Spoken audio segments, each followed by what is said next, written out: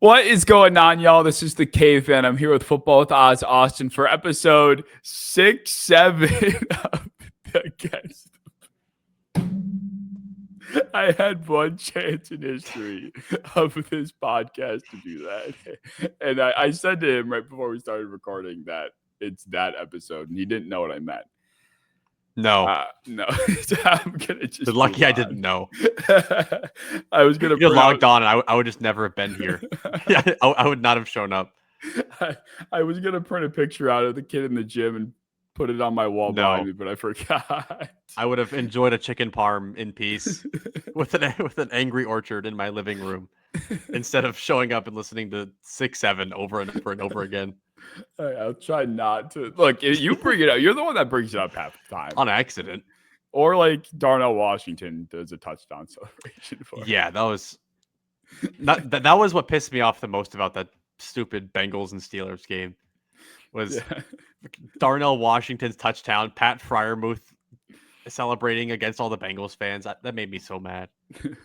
Well, before we get into our recap episode, we're doing this one slightly different. We are still trying to figure out how we really want to do these episodes, do the structure of the in-season content, and we're going to narrow down the recap to just a few of the most notable games so we can get a little bit more in depth, and then we can touch on some other topics throughout the episode as well. So that's what we're doing. We're going to cover like 5 or 6 of the best games and, probably highlight the other ones as we go. So we will start, by first saying join the Discord if you want to talk more football with us. Link in description. But we're going to start with the Steelers and Bengals game. Cinema on Thursday Night Football, the Unk Bowl, fully delivered. How about that? It was awesome. It was kind of weird because that was a game where every Steelers fan felt like it was a trap game. And as a Bengals fan, I'm like, there's no way we win. Like this was coming off of the Steelers that just like annihilated Dylan Gabriel. They pressured him 25 times and he got the ball out in like 2.4 seconds. Like they were just destroying him.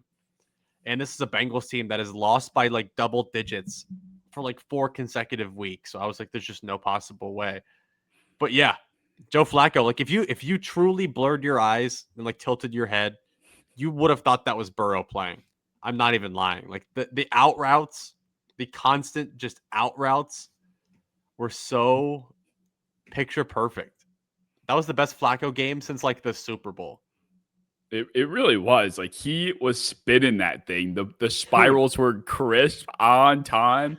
There was not a single ball I saw him throw that I was like, what the fuck was that? Like everything was picture perfect. And it's funny because you see like the people on Twitter saying you don't see the young kids spinning it like this anymore. It's true. Like it kind of is true to some extent. Like, of course there's the Darnolds of the world that really like to push it downfield, Love and Caleb, like those guys all, of course, throw the ball in their own unique ways. But Rodgers and Flacco are cut from a certain cloth of an era of the NFL that we are seeing dying. And it was kind of a breath of fresh air to see that kind of come back despite it being, at an older age. But yeah, it really was what the Bengals want to do is just get the ball to their best players and let them figure it out. And I guess, it's nice if it's Burrow doing it, but as long as someone can do it, they're going to be a decent football team. Well, there was that. And I think that's the easiest thing to point to. Like when Jamar Chase has 16 receptions and T. Higgins gets like almost 100 yards. He would have had 100 if he didn't slide. But Chase Brown rushing 11 carries for 108 yards, I feel like is like the unsung hero of this game. And P. Ryan moving too. Actually, Flacco also moving with the read option for like 12 yards. Like everything, like the Bengals were getting push on the offensive line against easily one of the scariest fronts in football. It was opposite day. Nothing made sense. The play calling from the Steelers was not conservative. They were pushing the ball downfield. It was not working. They got picked off twice. The Bengals were running the ball at 6.2 yards a carry. It was ridiculous. But as someone that has kind of wanted the Bengals to tank for like a really good pick, I was still really happy about the outcome. It's kind of hard not to be. Like it not only is it against the Steelers, like I'm sure there was some spite in that, like beating your division Yes. rival. Like like who doesn't hate the Steelers nowadays? Like I feel like They everyone hate does. themselves. Like Yes. they hate their coach, they hate their offensive coordinator, they hate their GM. They hate they're starting to turn on all their players. They hate TJ Mhm. Watt apparently. They hate everybody. Like they love nothing more than just to self implode. Yes, exactly. So I think that's kind of what made it so bittersweet. And it kind of does, like, at least if I was a Bengals fan, make me feel like there is a chance that by December Burrow comes back and there's some way that they could be a potential playoff team. Like the AFC Sure. fucking sucks. Like we kind Yeah. of talked about it prior to Browning stepping in. Like at that point they were 3-0, 3-1 or whatever the record was when Burrow went down and Browning stepped in, and we're like, as long as Browning plays semi decent football, they have a head start here record wise. This could work out. And Mhm. now we're doing it with Flacco. So who knows? Like it is kind of exciting. And it's also just fun, going back to Mhm. watching those two guys play wide receiver. Like, like you said, it was just out route spam. It was just two things. Flacco probably never heard the play call. He even said it after the No. game. He said, I barely heard the play call like half the time. So it was either cover three and he just, spam the out route under the What? safety, or man coverage and Jamar ran a slant. So it was just, I feel like there's something to that though. Like yeah. he's been playing quarterback longer than Zach Taylor. Like they're like the same age. I think like they're almost the exact same age. So like his experience far outweighs Zach Taylor's and everything football related. So if if he wants to do something and Zach Taylor wants to do something else, I'm taking Flacco's advice. Like he's on the football field. He's been in football longer than Zach Taylor's been breathing. Like he knows what he's doing. Yeah, definitely. And for somebody to be able to step into what has been such a dormant offense with Browning and just to command it, like it literally looked like he had been there as the backup through training camp, through the offseason, and stepped in when they called on him. But he's only been there for 10 days, like 11 days at Yeah. least by that time the game was played, which just makes it that much more insane. And going back on the point of the running game, I think that really was something that no one expected, but helped, tremendously. Brown only had 11 carries. He only had 17, 18 carries on the night entirely, but to go Mhm. for 142 yards, like what the Chase Brown before that game didn't have a single rush over 15 yards this season. He had two against the Steelers defensive front. Yeah. That's pitiful. It says more about Pittsburgh, of course, but that's also a big contributor, like you said, to Flacco's success. Yeah, and then I also think that they've reshuffled their guard spots over and over and over again, but they finally put one out that I liked with Dalton Reisner at left guard, Jalen Rivers at right guard. Like that has just been a formula. They had Reisner, who was a career left guard, playing right guard. It was a disaster. Dylan Fairchild's been okay, but not in the run game, and Lucas Patrick is just terrible all around.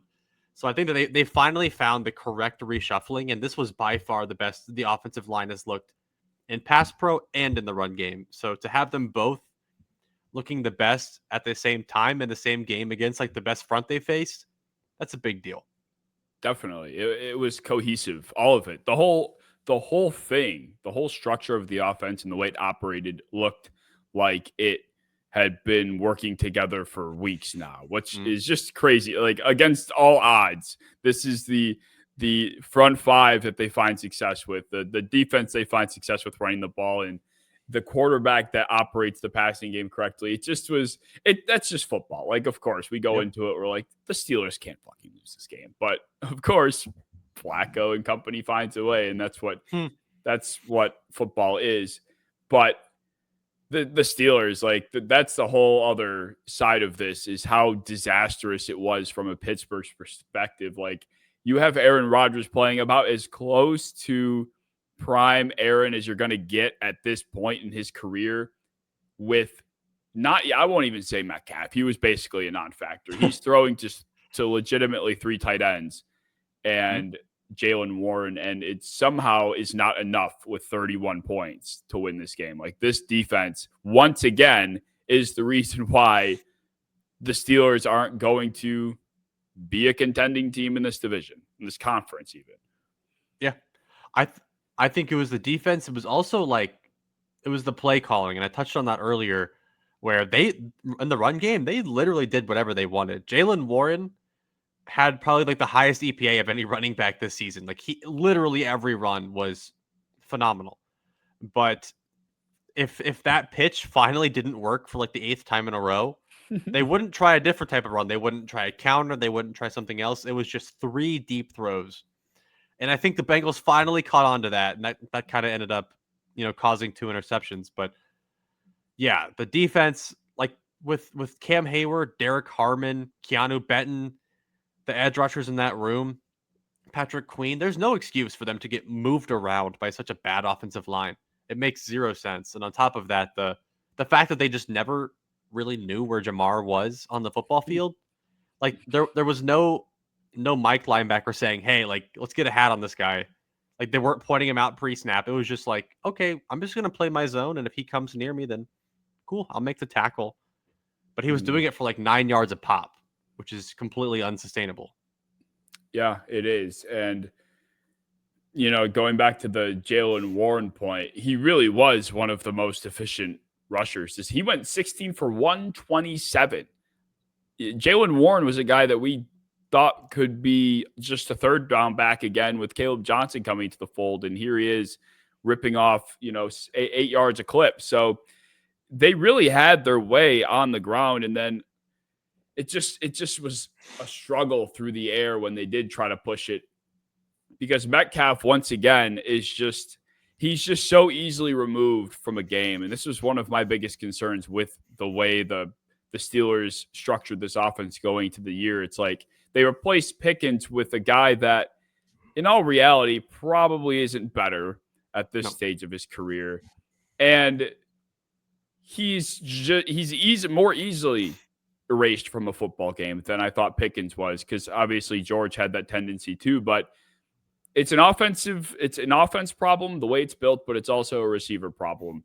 And not only would Pickens, make the mistakes he would make, but Metcalf, like in this game, he ended up costing them a pretty big drop. I would call that a drop, that Metcalf interception that DJ Turner ended up with. Like, it was a fantastic play by Turner, but at the end of the day, if Metcalf's hands are strong enough just to haul that in, it's not happening. So it's just such a weird case, because statistically speaking, he's had a lot of yards on the year, but he really hasn't been like a dominant force for this offense. Just in that Vikings game in London, or wherever that was, but no Europe game counts in my mind. Every single one has been a crapshoot, and they've all been terrible games. But like, yeah, to be essentially bitched by a 185-pound corner, and you are the size of like that. That is Nick Bonito running routes. That is Von Miller running routes and getting just the ball snatched from your hands by, the size of my neighbor. That's not okay. Like, that is not fine.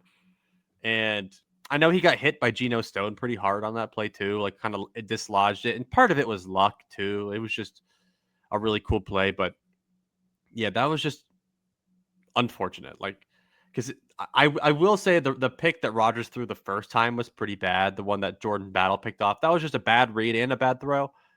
But this was like a good read. Like, it hit DK Metcalf. He had one-on-one coverage and he got him. But the hit dislodged it. And Turner is just furthering his all-pro agenda. Yeah. DJ Turner, big mention for DJ Turner. He's playing these last 3 games. He's been on a heater. This kid, it's weird, because I talked about it earlier this week.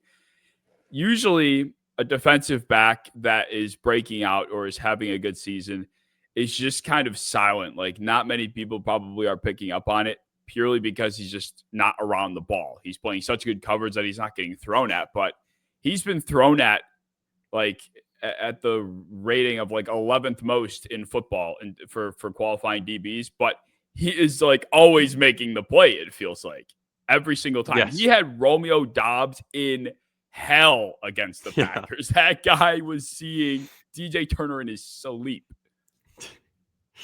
That's like it's just a new thing that I don't even know how to process it, because he really, like, realistically barely made the roster. Like, there were conversations of Josh Newton making it over him, some of the other guys making it over him, like him being maybe a practice squad guy, maybe him being buried on the depth chart on the active roster, being a special teams guy. And Cam Taylor-Britt was unplayable after like the second week of the season. So DJ Turner gets to play more, and he is one of the best corners in football. Like, it's just a really weird coincidence, but maybe it's not. Like, the dude is fast. The dude is aggressive. He's just kind of sometimes too aggressive. But if he can hone that in, which he kind of has, like, I'm in. He's a phenomenal football player in the last 3 weeks. Yeah, he's been the glue to that entire secondary. Like he follows I was noticing when I was watching, like it's not, they play a lot of zone. They play a lot of different coverages, Cincinnati does, but he's always lining up on the side that the top target is, whether it is zone or man. He's not necessarily traveling across the field to, follow him around on any given play. But if he's,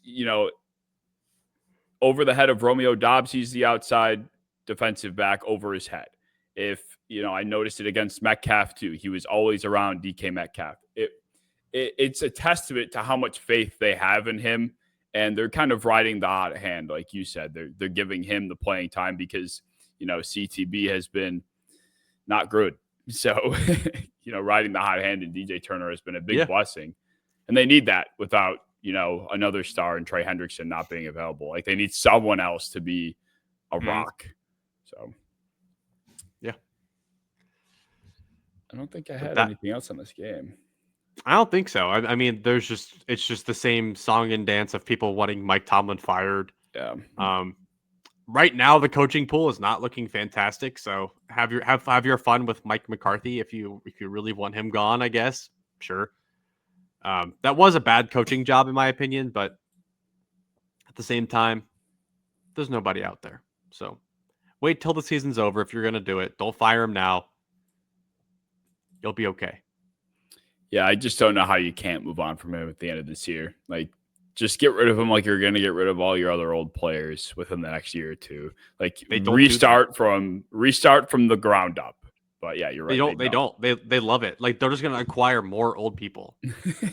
They are. Getting rid of Minka was an intelligent move. I agree. Like, even though he's playing his best season in years right now, this is like the perfect time to move off from him. Like 29, 30 years old on the, the downswing of his career. That was great. But to get Jalen Ramsey out of it was not the smart move, who also was just food against Jamar Chase and T. Higgins. I think that they caught like almost literally everything thrown at him. It was bad, but yeah, that trade is looking now like the most worthless, useless trade in NFL history on both sides. Well, they could rectify it by trading TJ Watt, which is something they should have done before the season started. But now we're at the deadline and they're a competitive team, but I'm not going to sit here and tell you that he's really changing much for them. Like, what difference is he really making? Like, Nick Herbig has been the best pass rusher on that team. Like, statistically, even in volume numbers, even though he plays less, he has been the most productive pass rusher on that football team, which is really weird. And then they have Alex Highsmith. They have good depth. I mean, even Jack Sawyer's played fine. Like, I think that he can play that run defending role just fine. So I think they should maybe call up San Francisco, or San Francisco should call up them. Yeah, that San Francisco. That could be a move. Speaking of San Francisco, they did lose Bryce Huff also in week 7. So they're dead. Literally. Yeah, that's what I'm talking. But there was already talks of them signing or trading for Trey Hendrickson. Mm-hmm. And some Niners fans were for it, some were against it, mostly because they liked Bryce Huff. But he might be dead for a couple weeks. And they're not the kind of team that can just really afford to lose a couple weeks. Like, they're still a pretty injured team, and they're going to need to ride this hot hand. So if I'm them, I am desperately trading for any edge rusher I can get. Agreed, because they are playing they're playing extremely good football as a team, and not just Bryce Huff, but everyone is dead. Like it just is a matter of getting who they can back over the course of the next few weeks. Like they sit at 5-2 right now. Mac Jones is what 4-1 as a starter now. Yeah. And they got George Kittle back, and you saw the night and day difference in this offense. Like they were relying on over these past few weeks a quick hitting Mac Jones passing attack. McCaffrey had nowhere to go on the ground more often than not. It was just like, pounding his head into the front seven for 2 yards, and then Mac Jones having to get it out in 0.7 seconds for a 4-yard gain. That was literally the offense for the last few weeks. Now they get George Kittle back, and all of a sudden edges are getting sealed. McCaffrey's able to use vision to find lanes easier, trust what he has around him a lot better. And the Atlanta Falcons, who made the Bills look incompetent, incompetent themselves against the 49ers. Like Kyle Shanahan, to me, it's so hard to say this because Shane Steichen deserves his flowers too, but I have a very hard time not saying that Kyle Shanahan is my coach of the year right now. Like how is he not with what he's doing? Yeah, I mean, I mean, Steichen's hard because not just because of the results, but also turning around Daniel Jones's entire career is like the greatest feat in football history. But yeah, I would not argue if they said Shanahan won it today. I would not argue. Like, I don't think people understand. Like you, like listening. Imagine your good quarterback is replaced by Mac Jones, and all of your fun little receivers are replaced by Kendrick Bourne, Jawan Jennings with like 5 broken ribs, and like who even else is like Demarcus Robinson who can't catch anymore. MVS, who also is on Yes. IR now. And then you have like you have Jake Tunges and like Luke Farrell. Like those are your weapons. And then we're gonna try and run McCaffrey to the best he can, and he's gonna get like 2 yards of carry, and we're gonna say he's washed now, running behind like Connor Colby and Colton McKivitz. Like the fact that they're winning games against good teams, like they beat the Rams and they made them look bad. Like they are beating good football teams. Again, like you said, the Falcons that just made the Bills look incompetent and kind of crushed them in that game. The fact that they looked incompetent against the Niners practice squad. And it's not even their practice squad on offense. Like on defense, they had like Luke Gifford playing middle linebacker. Like he had like the green dot at, like I feel like at one point. He did. And then they had Chase Lucas playing corner, who was a madman. Everything that they tried to do worked with borderline practice squad players. Yeah, they were down to what was his name? I can't even remember his name. Luke Gifford with the dot at one point. Like they got down to their third middle linebacker in this game. The ability from Robert Saleh to get what he has gotten out of this unit is just as impressive as what Shanahan has gotten out of the offense. It is such a testament to what the 49ers have been able to do, not just this year, but this is a great example as to why they've been so successful over the last 4 or 5 years, because of what the coaching staff can do, putting the players in positions to be the most successful as possible. Like, we talk about the Ayuks and the Debos and the Purdy's and, the Bosas, but at the end of the day, the 49ers are foundationally successful because of who they employ to run the team. And that's not always the case with a lot of these teams. Like the Bengals, for example, it's the players that really drive that ship. But for the Niners, it's the opposite. And it varies per team, but the 49ers are, I think, one of the best examples of if Shanahan, if Saleh weren't in charge, then who knows what they would look like record-wise. Agreed. It was bad. And like people make the argument that like you said that the players used to make those teams, but like it wasn't like they were a borderline top 10 offense. Like at one point they were like the most unstoppable thing on a football field. And as you've seen how Purdy can play sometimes when he doesn't have these weapons, he can really struggle. So kind of putting that into perspective, how good he's looked at times and how clean this operation has looked really with any running back, with any receiver. Like historically, like you can give Shanahan any running back. They have looked good except maybe like Trey Sermon. He's the only one that didn't work out. Everybody else looked fantastic, and they all came in as nobodies. Raheem Mostert was a nobody. You had like Jordan Mason was a nobody, and now he's a household name. It's just like anybody that comes into the Shanahan system becomes good. At some point, you got to give him his credit. That goes for receivers too. I think that goes for every single position on this team. Like he's done it with quarterbacks. You named a bunch of running backs, receivers. You know, Brandon Ayuk was not somebody. It took Brandon Ayuk a while to really come along, and he finally did. Debo, the prime years of Debo were some of the best we've ever seen. Jawan Jennings was drawing T. Higgins comps from some of the most respected people in the football community. Like there are guys on this team that have played just such efficient. It's efficient. That's what it is. It's just such an efficient, well-oiled machine.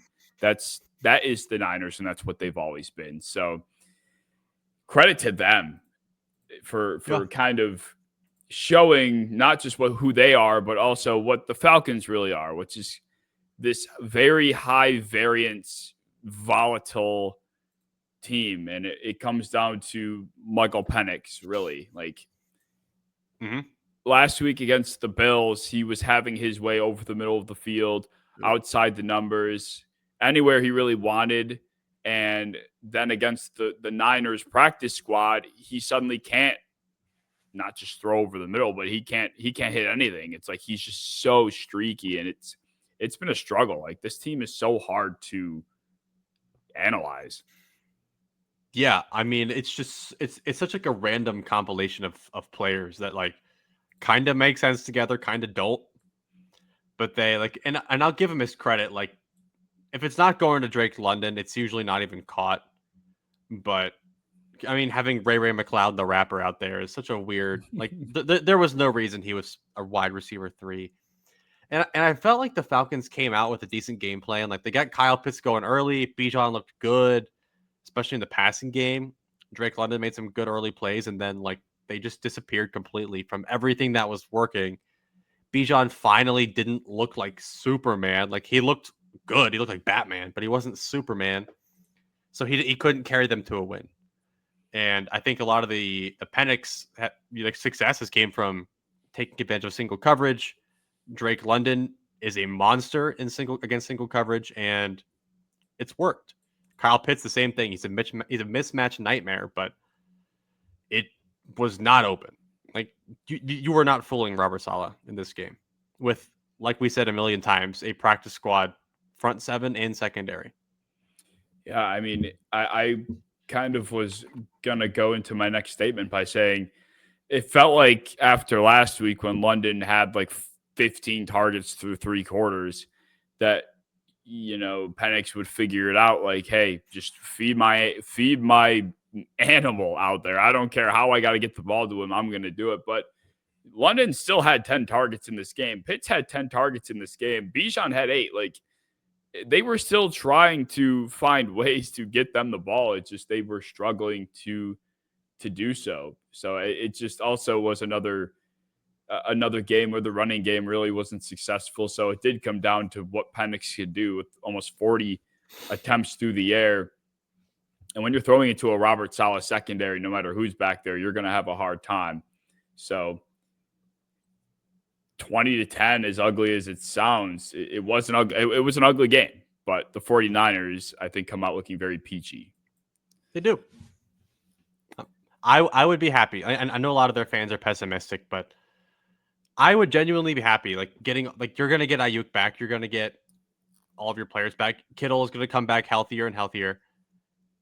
Pearsall's coming back. I'd feel good about it. I still do think that they should make a trade for a pass rusher. Maybe a trade for a linebacker. The Bengals will happily trade you Logan Wilson and Trey Hendrickson for a good little package. I'm in. Wow. Yeah, there were 9 players with a target on San Francisco, and one was Connor Colby, who I'm pretty sure is a guard. Yep. Yeah, I don't think that was on purpose. No, I think that was the play that got tipped, and like Connor Colby caught it. Oh yeah. I forgot that play happened. Okay. Yeah, Kittle had no catches. That was wild. Did someone get a target though? Did an offensive lineman in that game get a target? It was the Denver game. That was the Denver It was game. Yeah, I Garrett was like, Bowles. Yeah. yes. Oh my god, I forget because that pissed me off. What part? The fact that it didn't get caught, or the fact that they tried it? The fact that they tried that, like they were trying to come back, and they had so much luck going in their direction. And if they would have landed that, I would have got up and turned my TV off. I would have gone for a walk. The Broncos, I don't know. Would you classify the Broncos comeback as lucky, or was it just like breakdowns from the Giants that just led to both? Yeah, I guess. Like the touchdown that was deflected completely to the opposite side of the end zone. Yep. That got caught, and then that deep throw to Mims wasn't even intended for him. That on the last drive, and it went past his intended target. Oh yeah. It looked like directly in his Yes. like these were inaccurate passes that should have been incompletions or picks, and ended up just being the two biggest throws of the game.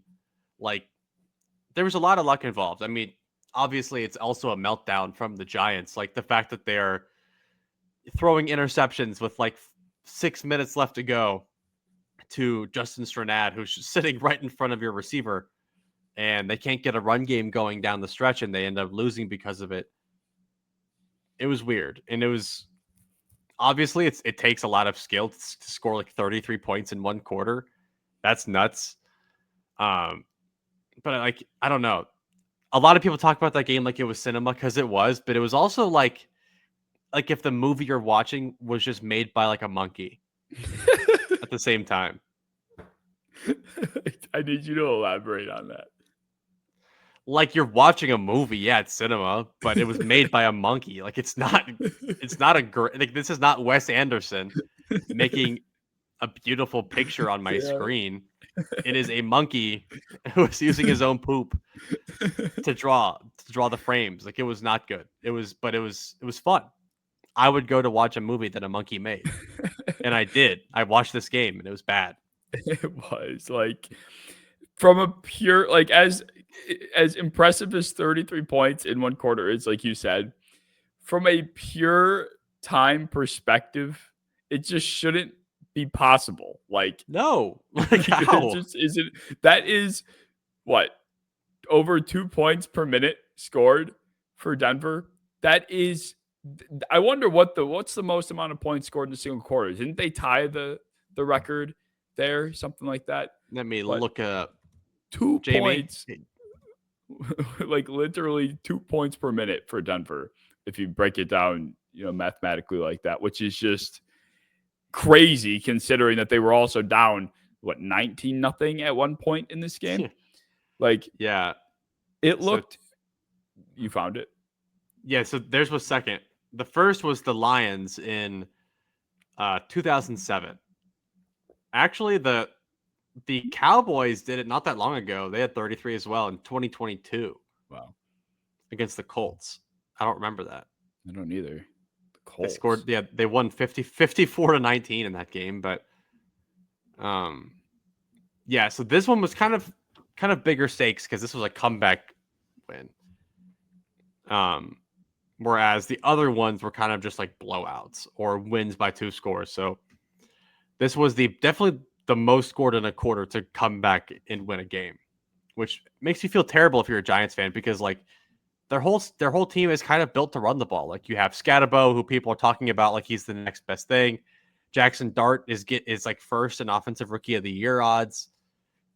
They have a lot of run game stuff going in their favor, and the reason that they lost the game is because they couldn't run the ball or didn't run the ball, and they turned the ball over and they had too many incompletions. And they themselves got really, really lucky that they came back and were in position to win that game. And then their defense sold also. So if I was a Giants fan, that would have been the worst game I have ever watched in my life. Before, I just can't not acknowledge this. CJ Stroud just had the worst moment I think I've ever seen. I didn't even see it, but yeah, I know. I did just see Braxton Berrios laying on the ball in his own end zone, so I assume there was a safety involved. Yeah, I cannot believe they put a game on at 10 p.m. This is what they get. The product's bad. This is their fault. But yeah, going back on the run game point, when Tracy scored that like 30-yard touchdown run Mhm. and Hufanga had the worst run fit in history. Like I actually think I think he like was confused, like he had schizophrenia because he ran the complete wrong direction. I've never seen such a poor attempt at coming down from the secondary to make a tackle. Like he must have just gotten confused somehow, but he completely vacates the lane that Tracy takes and allows a walk-in touchdown. They go up nearly 20 points, and I think it got up at that point. And I was like walking around like trying to get some things done, get some dishes washed or something. And then I kind of going back and forth, seeing what's going on, and I'm seeing Denver kind of start to make a ruckus of it. The pick happens, and we're like, holy shit, like what's going to happen here? But there are a lot of questionable things down the stretch that I wanted to talk about too. One of which being the drive before Denver walked down and took the lead. When the Giants, I think it was around like 3 minutes left. It was like 3rd and 7 or so. And the Giants decided to air it out on a one-on-one fade to Wandale. Did you think that they should have ran the ball in that situation? Do you remember what I'm talking about? I don't think I do, but if you're describing it to me, throwing up a fade to Wandale Robinson, no, it usually is not my play call. Yeah, no, Like, exactly. generally speaking, that is not going to be my play call. No. Like, if I'm throwing it up, it's to Lil Jordan Humphrey or nobody. Because I've never seen an incompletion to him in my life somehow. But like, yeah, off of your description, I don't remember that play exactly, but I do. Actually, I might. Yeah, I low key might remember that. it was with it was late in the third, late in the fourth, I'm sorry. 2:56 left in the game. They ran it on first down. They got no gain. On Yeah. second down, they ran it again. They're just obviously trying to run the clock as Denver's, using their timeouts. And on third down, it was 3rd and 8 at their own 30. The Yes. speculation is, do they run it and keep the clock moving, or do they try to put it through the air? And yeah, what they ended up going with was kind of a shot to Wandale down the sideline. And I didn't hate the idea of passing. I just was not a fan of going as far downfield. It's such a risky throw. Like you can't risk an incompletion there. Like the time No. was a big factor in this game, and that saved 40 seconds. Yeah. To me, it's like if you have an 80% throw across the middle, if it's wide open or you think you can make it, go for it. If not, you try and run if you can. But yeah, an incompletion when you are clearly slipping this game away out of your grasp and there's nothing you can do about it, I'm holding on to the clock. And the Broncos needed all of it. Like it wasn't like they won this game with a lot of time to spare. Like they needed all that time that they had. And they were pretty close, not even getting a snap off to win the game. Like any seconds would have really been the kicker in this game. And I think throwing in that scenario is not a good idea. Not unless it's 100% completed, or I'd rather take a sack than throw an incompletion there.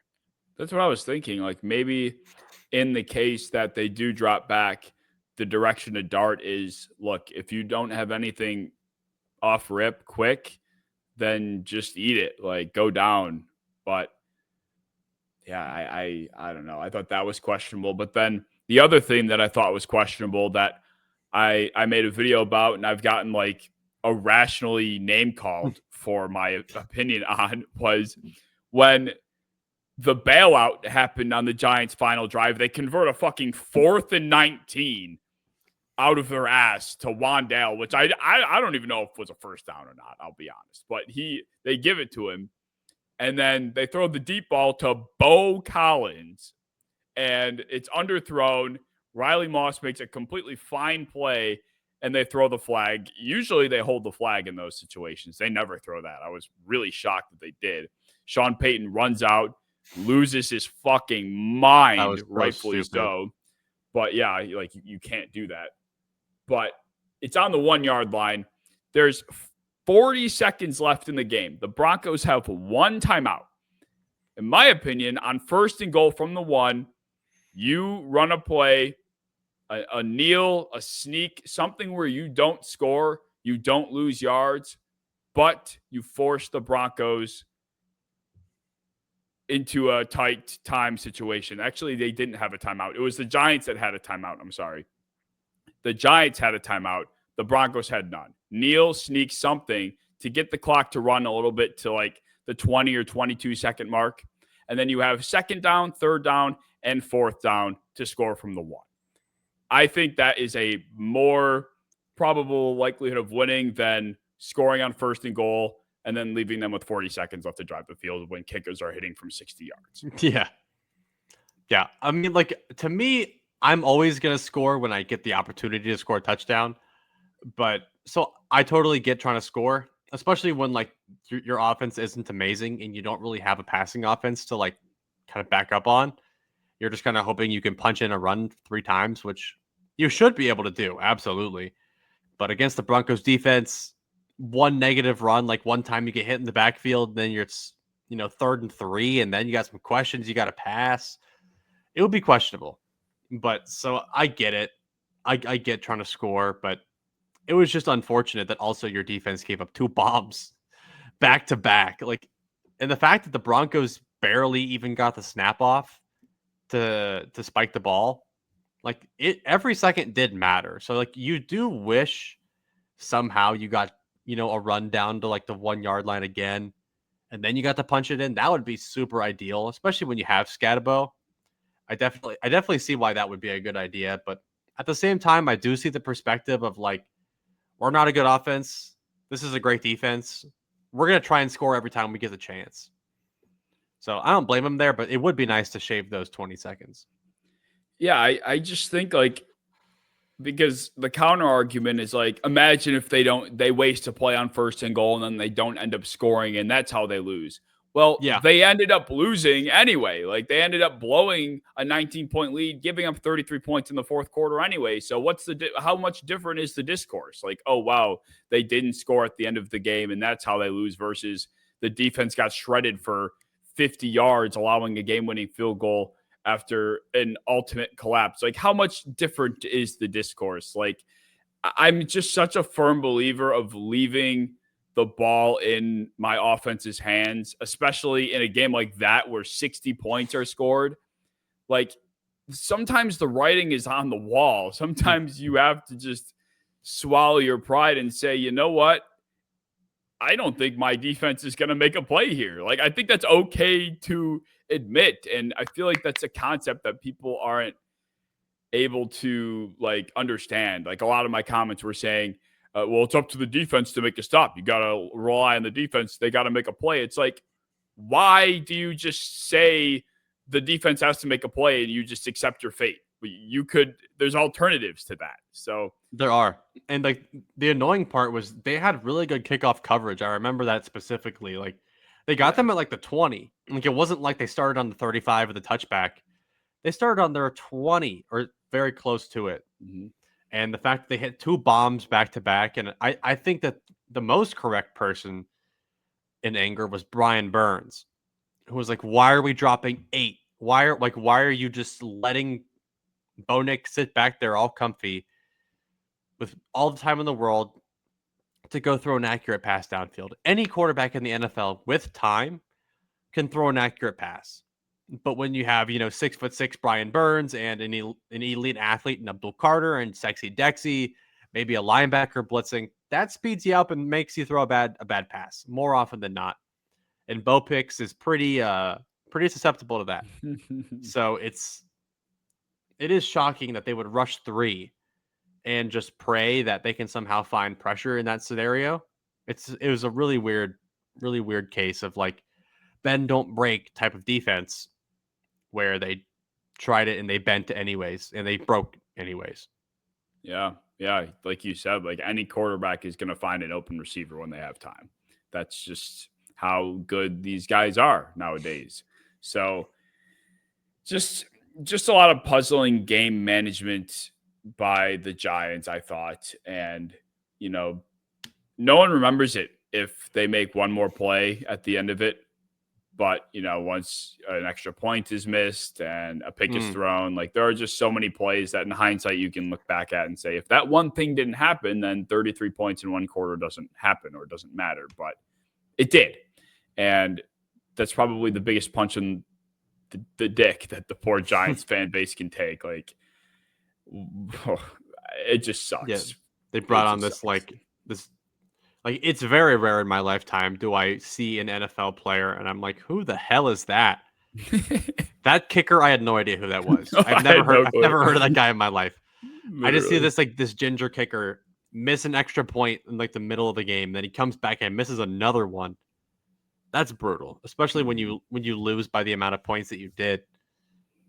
Like that's really, really bad. And I feel for the guy because he obviously has not had a lot of time in the NFL to like really get used to this kind of thing. Like this is like his first taste of the NFL, and he immediately is gonna get stabbed by like the first the first time he tries to go to a deli in New York, he's getting stabbed like under the arm. He's dead, bleeding out in the lobby. It would be bad. So I feel bad for him, but at the same time, I would also hate him if I was a Giants fan. I don't even think like the city of New York and the citizens were his biggest threat. I think Brian Daboll was probably the biggest threat to that poor kicker. Like he probably would have shot him. Like maybe the kicker just ran out right after the game, so Daboll just didn't get to see him because I think Daboll probably would have killed him because as we've seen over these last couple of weeks, Daboll's acting like he's coaching for his job because he is, and he's showing it. He is. So yeah, that's why he was like freaking out and trying to break into the medical tent when Jackson Dart had like a boo-boo. Like he was like tearing the doors open. And they were like, "Sir, you can't be in here." Like, I don't care. Let me see him. Yeah, and then he's screaming at the head team doctor or whoever it was, the independent neurologist. I don't know, but that should get you in jail. It should. That's like what I'm saying. Like legitimately, if you force a doctor to say that this guy is okay, like with how bad CTE can get, and how we see Tua right now, like how his mental state is by Mike McDaniel shoving him into games when he didn't need to be. It's the same thing. Like it's like they're not making the playoffs. This is for his job. This is not to like win games and make the playoffs. And the fact that he's like forcing Dart out here, even when he's clearly has a head injury, and he's trying to like threaten the team doctor, like that's a bad look. You should get a night in jail. I kind of feel like there should have been some sort of repercussion. Yeah, but yeah, you can't do that. I wonder how long Daboll lasts at this point. I think this energy has bought him some time. Like even though Dart, like he really isn't playing that well in my opinion. I think that like the scheme and Scadabo's playing well, and I think after losing their starting receivers, they're actually starting to like call good plays finally. And I think that's helped a ton.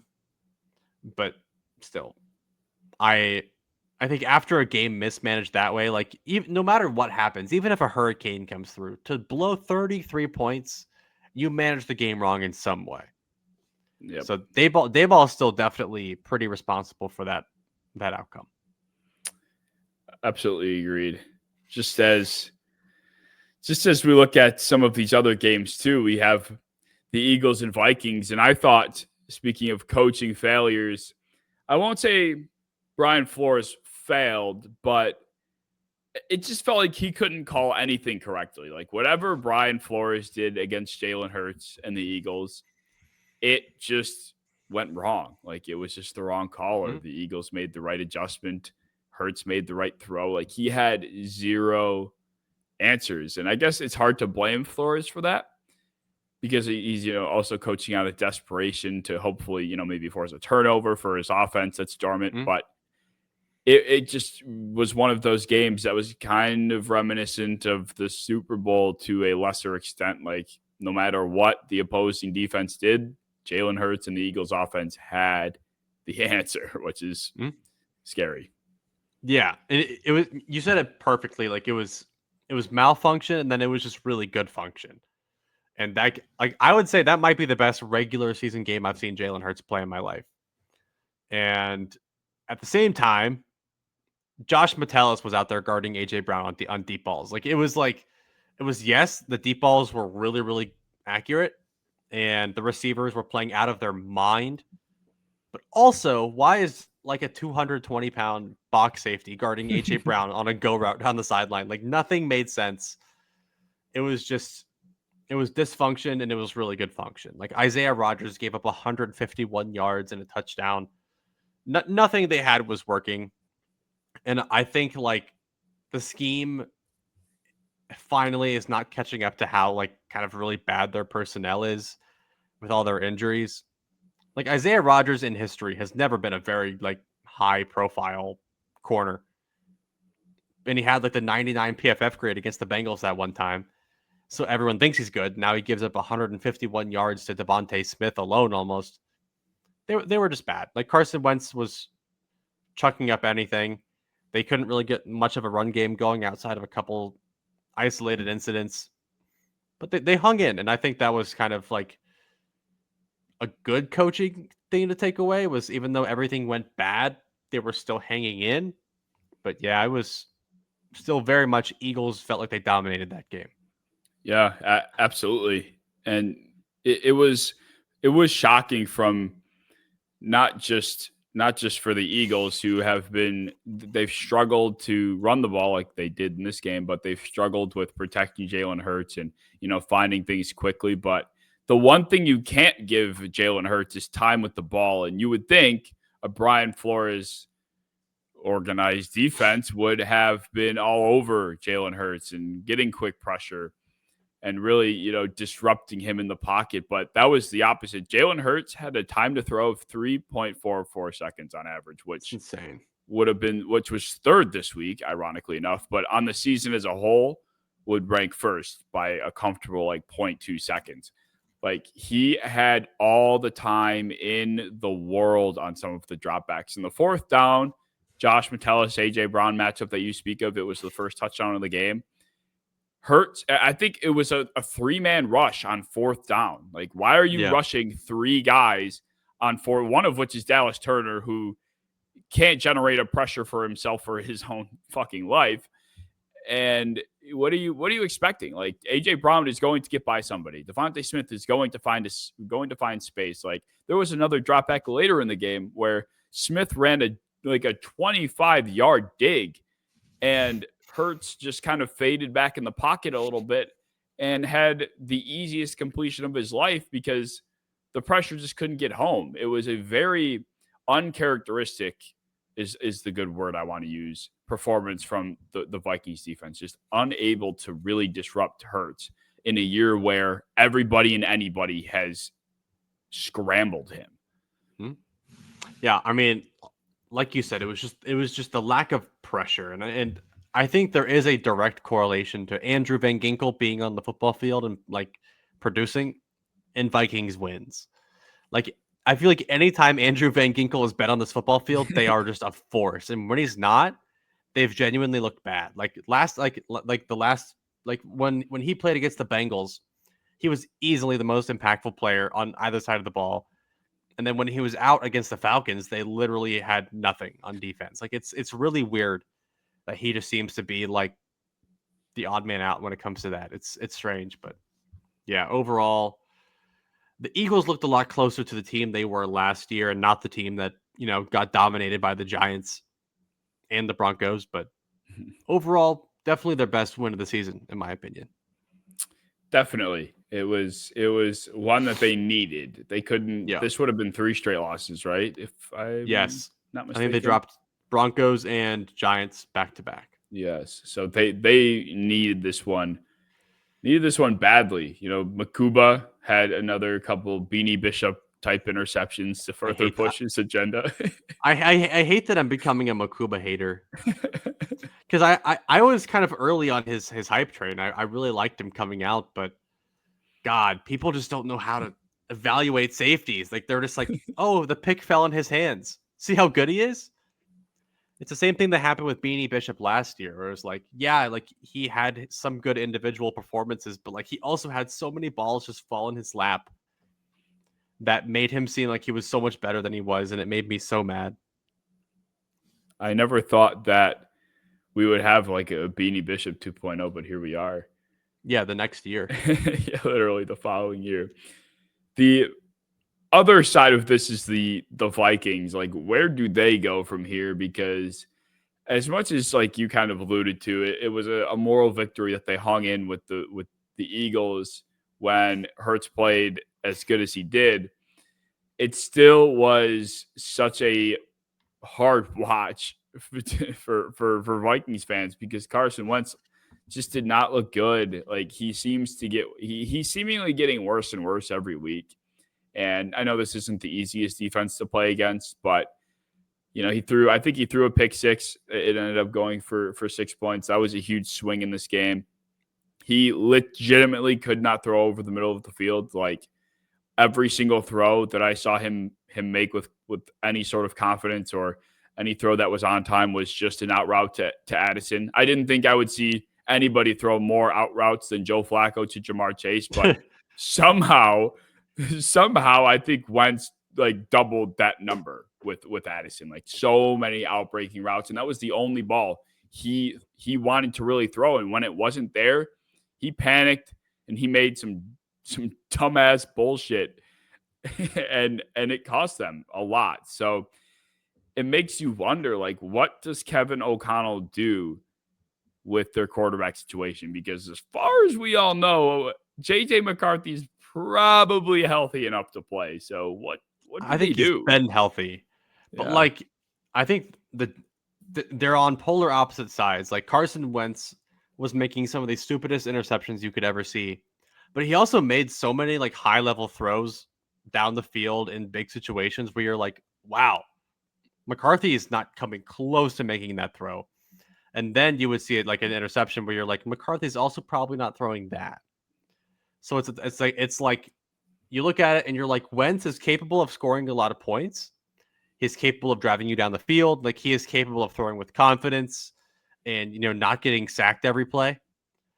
But he turns the ball over too much. And then on the opposite end, McCarthy, I feel like he does a pretty good job of taking care of the ball, but he doesn't know what he's seeing. He can't get the ball out. He's gun shy. He couldn't get the ball to Justin Jefferson. It was also really, really ugly in its own way, but more of like a gun shy, scared approach than Carson Wentz thinking he can make every throw on the football field and throwing off his back foot and just go straight up in the air. It just depends. Like, does McCarthy want somebody that can execute an offense that turns the ball over too much, or a guy that takes care of it, but also can't really make any throws you ask him to? Yeah, I don't think this run game is good enough to kind of have a conservative type of quarterback. I guess that's probably the big issue too. Like in this game against the Eagles, Mason went 15 times for 57 yards. He did find pay dirt, but it really was a non-impactful day from the rushing attack. Like Wentz threw 42 times in this game. I don't think you want. I guess you don't want Wentz throwing 42 times, but you probably really don't want McCarthy throwing 42 times either. So No. it's a rock and a hard place for this offense because what do you, like you said, like what do you prefer? It's pick your poison kind of thing, really. No, What, I'm like, I still think that I kind of prefer Wentz because of like the throws that he can make and he does make. And when you have guys like Jefferson and Hawkinson and Addison, like I'd prefer the guy that can give them a chance and will give them some volume and let them make plays, as opposed to the guy that you kind of have to shrink your playbook for Mhm. and hope that he just doesn't, die out there. But yeah, like when he went out, he wasn't ready, and we all know he wasn't ready. He didn't really get time to sit because he was injured his first season. Like it wasn't like he got like good practice reps. It wasn't like any of that. Like he was just hurt the whole time. So this was essentially his rookie year, and he came out fresh and he did not look good. I wouldn't be mad if they were tired of Wentz and they went back to McCarthy. Like that would make total sense. But I'm still not quite there yet. Like he was just so unimpressive outside of like one quarter against the Bears. I think at this point the only way to handle it is by letting Wentz kind of roll it week to week. And if he continues to kind of regress and he gets to a point where he's playing football that is really that bad, then you go to McCarthy. Because if you're Kevin O'Connell right now and you're like, Wentz is, keeping us in games, he's giving us a chance, but then we turn to McCarthy right now when it's a little bit controversial and then he just flat out sucks, what are you going to do? Go right back to Wentz? Like, then you're ending up in like a Tua Fitzpatrick kind of situation, or like I don't know who's another good example of this. I feel like this just happened with a quarterback duo recently. Why is that what came to my head? But you just don't want to end up flip-flopping between the two. I feel like Flacco Richardson was like that a little bit. Yes. Okay. I think that might be what I'm thinking of. Yes. Like, it was like one felt like they were better to execute the offense. Like Flacco, you're like, okay, he can execute. He turns the ball over too much, but like at the same time, he can get it to our receivers. But with Richardson, you were like, he just literally can't get it to our guys, but we want him to develop. Mm-hmm. And with McCarthy, like I have yet to hear the argument that McCarthy would be better than Wentz. But a lot of people just want him to sit here and develop and get these good reps, and maybe he'll be good down the line. But when you're the Vikings, like, this is not a team designed to just lose games. Like, you can't just lose games for the sake of developing your quarterback. Like, this is a team that needs to win today. And you need to start whatever quarterback will give you those best odds to win today. Agreed. Yeah, they're too talented of a team. They are only they're 3-3 right now, and they arguably could be slightly better with the way some of these games have fallen. So yeah, you hit the nail on the head there, because they're just too good of a football team, flat out. But with that said, the other game we were going to touch on was between the Cardinals and the Packers. And again, my boy Jacoby fucking Brissett operates the Cardinals offense at such an efficient rate, better than I think Kyler Murray ever would have. Yes. And I want to ask a very important question, because I think I want to know where your head's at. Okay. Right now, right this second, given the landscape of the NFL and all the other quarterback situations, how many teams could Jacoby Brissett start for right now and be an instant upgrade? I want to do this right. I want to look at the teams. Miami, I'm putting him in there. Cleveland, I'm putting him in there. I think realistically, he's better for Tennessee if we're talking about today. I would say Vegas, I'm taking him over Geno Smith currently. I'd put him in Minnesota. New York Jets, probably the New York Giants as well. That might be it. I mean, maybe do we want to touch Atlanta? Does he operate Atlanta better? That's probably it. What is that, 7 or 8? About that. I came up with a pretty fun list. So I had the Dolphins on there, the Jets on there, the Browns. Flacco coming off that week is pretty impressive, but I'll still, I think Brissett could probably replicate it at least. I put Vegas on there as well. Minnesota, Atlanta. I think Carolina. I don't think either quarterback in Carolina is elevating that team the way that Brissett is. And I think he actually would fit the Canales offensive mold, what he wants to do, a lot better than Bryce does. I almost feel like Kyler and Petzing are in a similar, like, Canales, Bryce boat. Like, it almost feels like the same problem. But anyway, the Cardinals obviously make this list. But hear me out. The Broncos, with how bad Bo Nix is playing, I think Brissett could do it. Okay.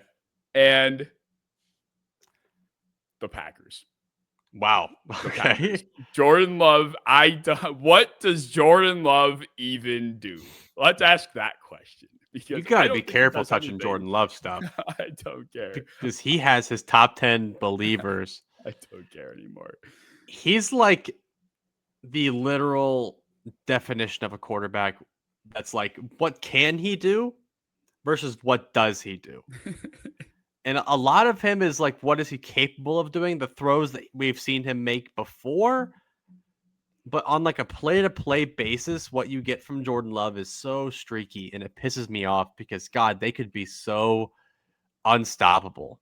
Like the fact that people think that LaFleur is the problem here are insane.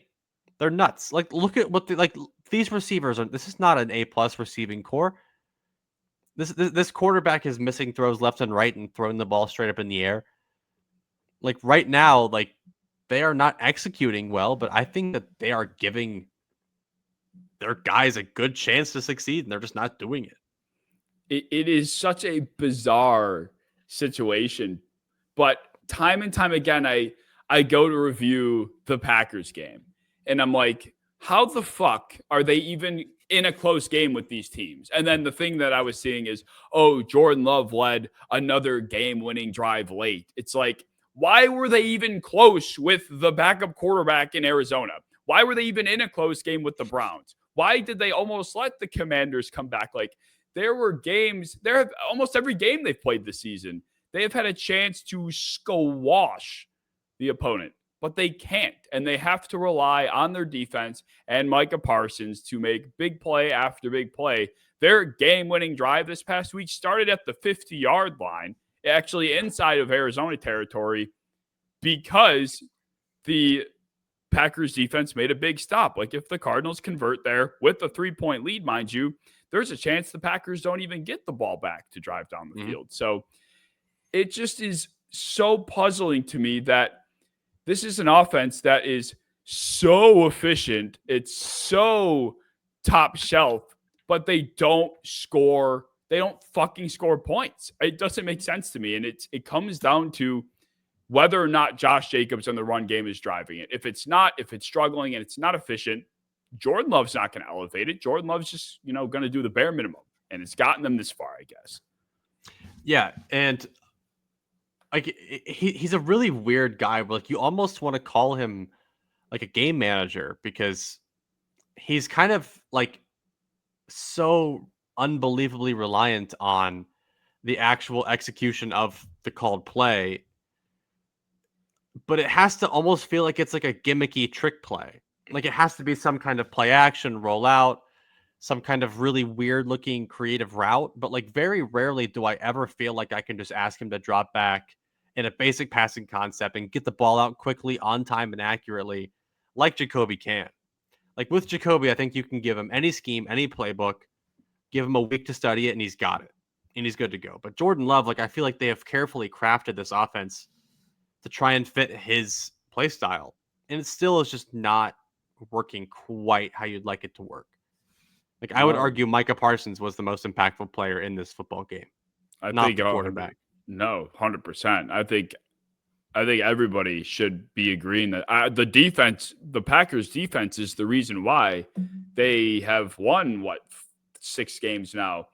I mean, I don't even know how many games they've scored 30 plus points in. I'm trying to find where the Packers schedule is, but it has been a year of just grimy, super like in the mud type games. Like they score 27 to beat the Lions in a game where, if we remember correctly, in week 1, the Lions just couldn't move the ball on offense. And, ever so slowly as the game progressed, the Packers just kind of scored points because the game took so long and they just found points. They didn't kill them.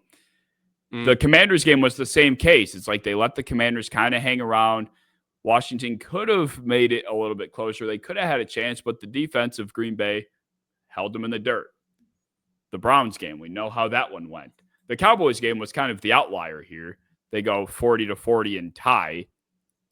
But that was also mismanaged terribly at the end of that game. They decide to settle with the tie. Jordan Love has a fucking brain aneurysm with 25 seconds left, and they almost lose. Quite frankly, they should have lost because the clock somehow remained with a second left. In the Bengals game, I thought that game could have gotten dangerously close at the end.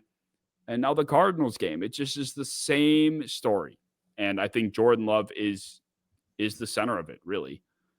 That's a fair critique. I mean, he hasn't had one game yet this far where you're like, man, odds were against him, and he like really elevated this team, carried them on his back, and executed this offense at a high level. Like it's always like he kind of asks, like he kind of does what is asked of him, misses a couple throws in the process, might have a really dumb turnover in the process, but that's not what you want from a team that is just so stacked. And they might not be stacked at receiver, but man, they're stacked everywhere else, and it's really weird that they're not putting teams like the Cardinals away with Bam Knight and Marvin Harrison Jr. doing nothing, and Brissett being there, and Zay Jones being their best receiver the other day. Like that was on paper, the Packers should have won by 40. Yep. I think that should have been what happened against the Bengals too. And Yes, it's just such a weird year, and then it makes it difficult to rank them. Like, where do you put the Packers on a power ranking list? Like, do you rank them based off of what you feel like they should be, or is it what they have been? And that could be, asked for a lot of different teams, but I just can't put them like in the top 3 conversation, despite being no, a 4-1, 4-1-1 team. But they're just not in there because this offense it's scary to me in a bad way. I think it's going to lose them games when it matters most because they cannot score points when they need to. agreed. So, not good. I forgot who No they bueno. even play in this game. I was talking about Cardinals? the Packers so much. Oh yeah, the Cardinals. With Jacoby Brissett. Well, shout out Gannon, man. I mean, Calais Campbell at 40 years old, and Dalvin Tomlinson at like 32 years old. They're giving Josh Jacobs and that offensive line fits in the run game, and they're making it work with Brissett. Like, what more can you really ask for? Like, it makes you do. It does make you wonder. Once again, I think we talked about it last week for a brief moment. Like, if Brissett continues to play this well, and hypothetically Kyler is healthy, comes back, and they go back to kind of sucking or just struggling to move the ball, I think the question is fair. Like, why bother with him anymore? Like, maybe we find a bridge quarterback and move on.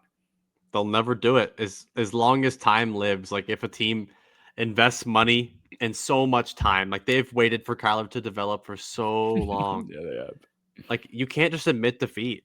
They can't do it. Like they can't say this career backup that we just brought in is performing so much better than this quarterback we've been sitting on for 6 years now. Yeah. They would rather just take the L and keep trying out Kyler because of also what he can do. Like when he's locked in, he is a top 10 quarterback. He plays like it, but he's really never locked in. And he kind of just plays like this, 18 to 20 kind of quarterback. Yep. I'm getting sick of these if man quarterbacks. Herbert is no longer the poster child of if men. It's Jordan Love. It's Kyler Murray. There's a lot of other guys at the front of the line now because I'm getting sick of the what they can do conversation. Like Trevor Lawrence, that's a whole nother olive branch. Like he falls under that again. Yes. Oh my fucking God. That guy pisses me off too. Marvin Harrison's an if man. He is massive. If Kyler was not there. Because every single time I see why Malik Neighbors was so much more impactful than Marv, it was always like, yeah, well, he didn't have Kyler throwing to him. Okay, man. He had Tommy DeVito, but right. Whatever floats your boat. He has a new quarterback, and he actually like kind of got worse. But yeah, I think this is such a good time to trade too, because we just went over like 7-8 teams that Jacoby might be more impactful for. Like these are teams that desperately need a quarterback. Like I think Kyler could draw a really nice trade package from Pittsburgh, from Miami, like somebody that's really looking to move off of their current quarterback or look for next season. I could see Kyler drawing some interest. Oh, 100%. If I'm the Jets, I'm eating the $22 million cap, and I'm calling Arizona and say, hey, can I have Kyler, please? Like that would change the trajectory of the Jets' future tenfold. Like there is zero hope there again. Somehow the head coach looks like shit. The quarterback they signed looks like shit. They're what 0-6 now, 0-7 or whatever the hell they are. Like there's nothing going for them at all. Like spoiler, they're 32nd in my power ranking. Yeah. Shocker. Yeah. And also shout out the Blue Jays for making the first World Series appearance in 32 seasons. It's pretty sweet. Too bad they're going to get fucking stomped by the pay-to-win Dodgers. Yeah, I know. It's like it's a Blue Jays team that has like carefully crafted this team over the course of like 8 seasons with a bunch of like no-name veterans and stuff, and then here comes the Dodgers that are just stealing your team's best player when he hits free agency. Mm-hmm. It's not fair. Ellie De La Cruz, you're a Dodger sometime. Fun fact: the Dodgers between who are the top 2 players paid wise? Shohei Ohtani and then probably like Freddie Freeman or Mookie Betts or Betts. It's Mookie Betts. This is how much I know about baseball. All right. Back in April, I said the Dodgers were going to win. Oh, look at where we are now. Shocking. I've watched maybe one complete inning of baseball, and here the Dodgers are sweeping in the conference final and going to roll their way to a World Series. Shocker. But what sucks is like they're so likable. All the individual players are. Yeah, but they're evil. They completely defy the point of competitive sports. And so they have Mookie Betts and Shohei Ohtani. Their total contracts breach the $1 billion mark, which is like the amount that it takes to salvage a city when they get hit by like a small hurricane. It's literally like a study of like small hurricane relief debt is almost close to the equivalent of what the fuck the Dodgers pay to fucking baseball players. And people want to tell me that the MLB is fair and it's okay that there's no salary cap. It's not Ultimate Team. It's fair. I have that in my checking. It's fine. It's fine. Oh, yeah. Let it happen. Let it happen. Yeah, you think those bookshelves back there? you think they were there when I got here? I bought those out of my checking. Maybe you're onto something. Maybe why are you not like financially supporting me then? Like what? I don't know actually. Yeah, did you see the Shohei game from the other day though? Yeah, he like had the best individual baseball performance of all time. Yes, literally 3 for 3 with a walk, 3 home runs, and then pitched 6 full innings with 10 strikeouts and didn't allow a run. That's insane, dude. It's insane. That is the greatest sports performance game. That's better than Wilt's 100 points. That didn't even happen. Like, this is the best sports performance I've ever heard of in my life. And people are like actually still walking around acting like there was ever a baseball player better than this. Like they're like this old guy that used to smoke cigars while he hit baseballs with like a club. With like the pitcher threw like a 55-mile-an-hour fastball, and we're like, I'm supposed to pretend that that's better than Shohei hitting like 103-mile-an-hour sinkers for 475-foot home runs for his third of the day. Yeah, okay. Right. Whatever. Yeah, wow. I hate nostalgia and like old heads sometimes. Like they just ruin sports discourse with their inability to just accept like how much sports have changed across the board. Yeah. And just like maybe they just weren't that good. Maybe they just weren't good 40 years ago. It's okay. Like they were good for their time, but comparatively it just doesn't match. Yeah, I had a moment like that myself this morning. When I'm really bored, I do like a mind exercise, and I'm like, today I was doing, does this team have a current player that is the best at their position all time on their team? Like for the Seahawks, I was like, is JSN the best Seahawks receiver of all time? And then I was like, no, they had Steve Largent. And then I was like, wait, fuck Steve Largent. Like JSN's so much better than Steve Largent. But no one will ever let you say that because he had like 1,100 yards in the 80s, and like that is so much more valuable than JSN, who's probably going to get like 1,900 yards this season, and nobody cares because Steve Largent is he's in books, so he's more important somehow. But I was like, that's like somebody's going to argue Doug Baldwin was better because he won a Super Bowl. Like, No, JSN is the best. Right now is the best Seahawks receiver of all time. That I think I could agree with that. Yeah, like who else even fits the description of that? They did not. Like, Yeah, DK did not move like this. Steve Largent, I swear to God, did not move like JSN is moving today. But I had to go through that in my brain. I was like, man, it feels disrespectful to say JSN's the best Seahawks receiver ever. But like, he's on track to like break the receiving record right now. Like as he what do you balls mean? out while we record too, he's going crazy I'm sure. right now.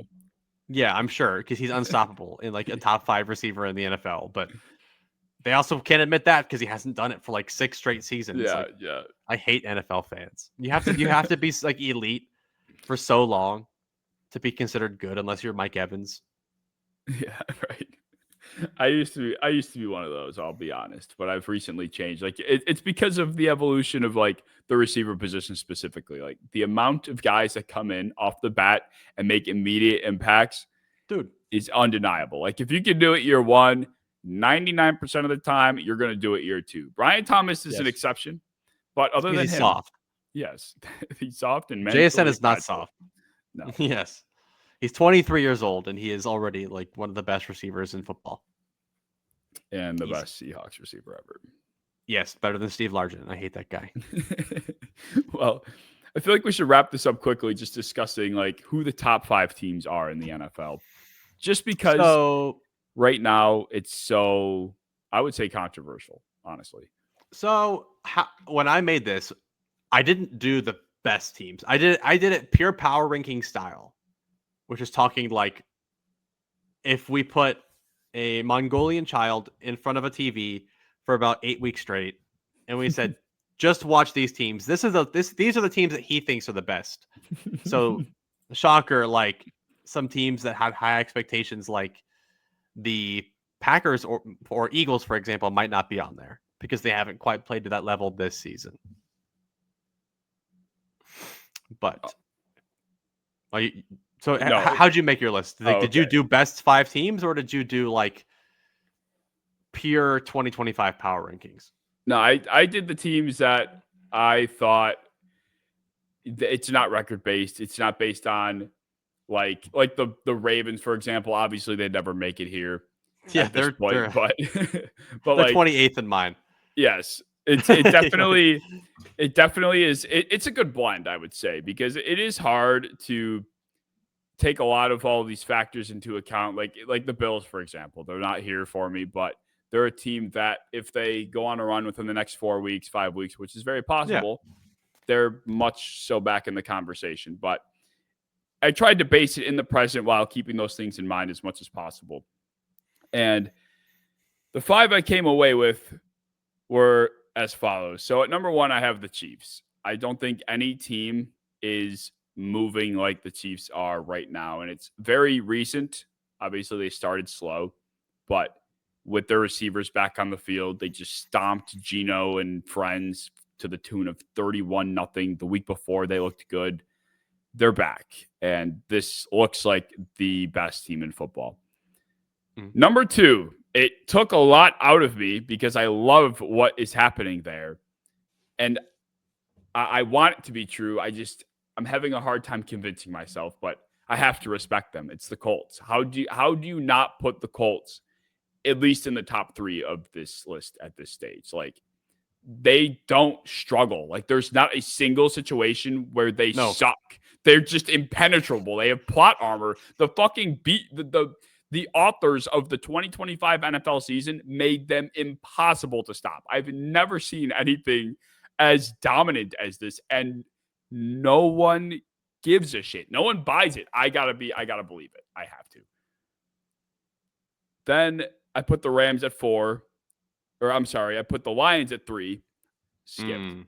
And this was very recent because they do put a beat down on the Bucs, who are injured themselves. But what the defense is doing for Detroit is very, very inspiring. Like, of course, all of the talent on offense is where people like to direct their attention, but they have no DBs back there.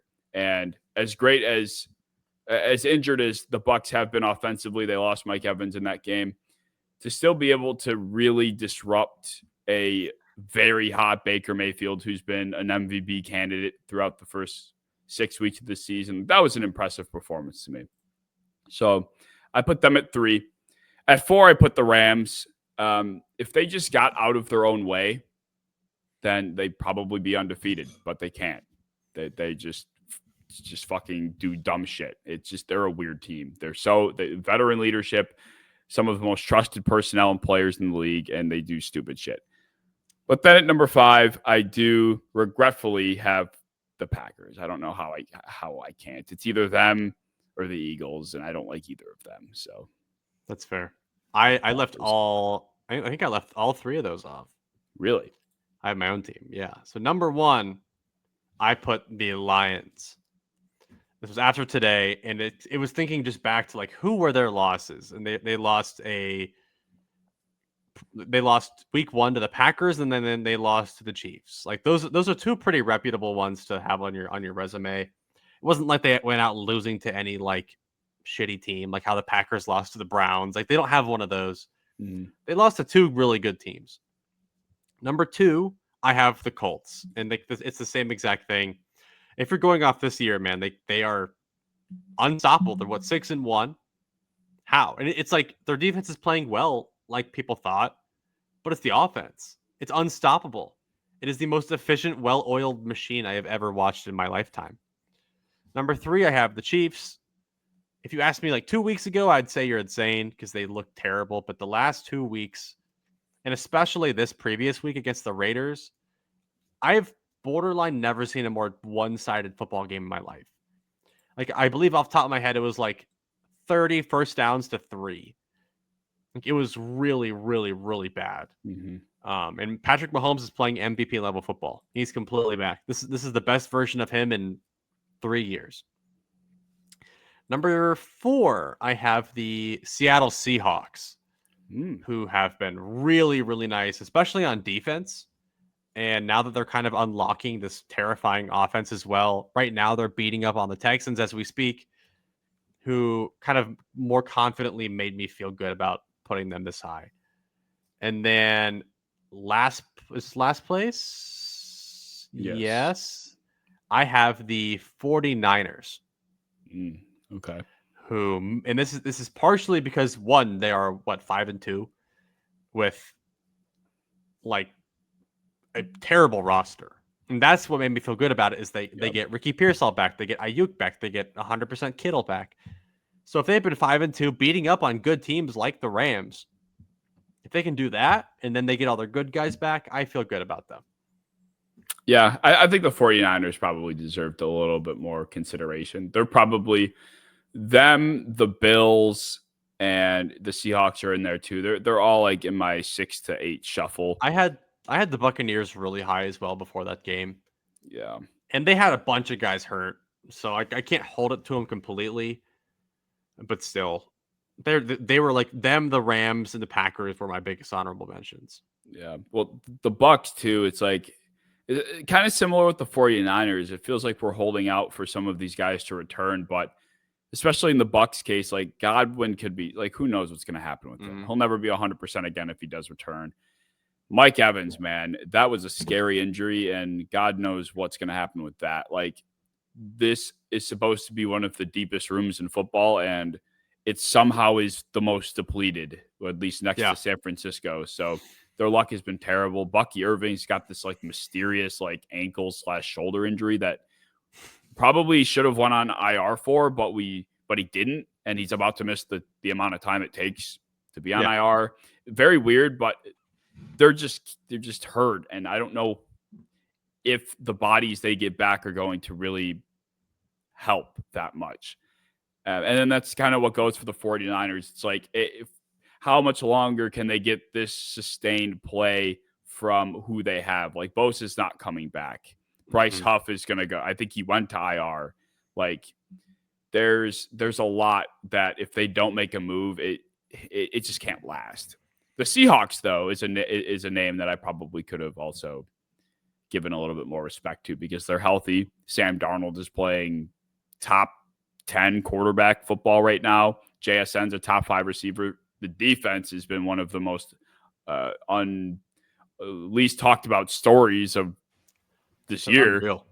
They are. They really are. They pressured Trevor Lawrence into oblivion, and now are doing the same thing to fucking CJ Stroud is out here Let me check on going this out game. Yeah. sad. CJ Stroud is going out sad right now. Like, it is bad, man. Holy. Poor guy. And looks like the Seahawks are about to go score again. As we're talking, they're up 14-6. They're in the red zone. This is the Charbonnet game. Fuck that guy. Dude, look at the box score. He is so much more efficient than Ken Walker. It's 6.5 yards a carry. Ken Walker has 10 carries for. He has 10 carries for 22. Ken Walker does. No, Charbonnet has 6 carries for 39 and a score. Don't even do that, because this is what happens. One of them has the efficient stat line of the two. Like the last couple of weeks, it's been Walker who's had like the 9 carries for like 40 yards. Then Charbonnet has the 10 for 18. But then they'll flip flop. It's like, well, Charbonnet gets the CTE carries. That's the difference to me. Is like he gets 3rd and 1. He gets the goal line shit. Like he doesn't get stuff designed to break big.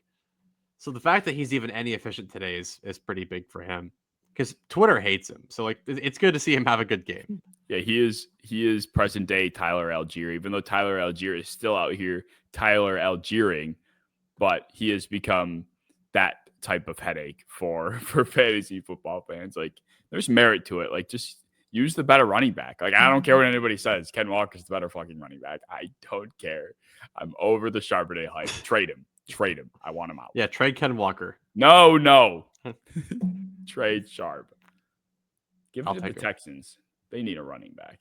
When's Mixon back? That's another mystery. I think that guy committed a crime or something. They just can't fess up yet. I think he committed. Like that's kind of why the Bengals traded him. Low key is he kept getting involved in like small crimes. Didn't he shoot like children on his lawn? Yeah, I forget the whole story because I think it was his friend. Actually, it happened pretty close to me. And from what it sounded like, was that he possibly did it and then like asked a friend to like kind of be framed for it. What? That's just what people speculate in old C Town, but yeah. It did come out though, like there were kids like playing in his backyard. Like I think they had like Nerf wars or something, and they got in his backyard, and then like his friend or something who was at the house was firing shots at him or something. The average Joe Mixon activity. It's in like one of the nicest neighborhoods in the entire city as well. Like I know exactly where it is, and it's ridiculous he would fire a gun in that neighborhood. It's so stupid. Fucking hysterical. It's like the nicest, beautiful Christmas lights kind of neighborhood ever, and he's just shooting a gun in his backyard at kids. Oh my god. Maybe that's why there's got to be something going on. That guy also disappeared without a trace. He has never done anything wrong in his life. He's a saint. Good guy. Well, that will wrap up our episode 67 of Against the Blitz. We cover a lot of ground. It was nice to be able to really dig into some of these games more than what we've been. So let us know how you guys feel about this style versus the overall kind of touch point we do for every game. And I guess join the Discord down in the description if you want to talk more football, if you have more questions for us. And we will see you in episode 68.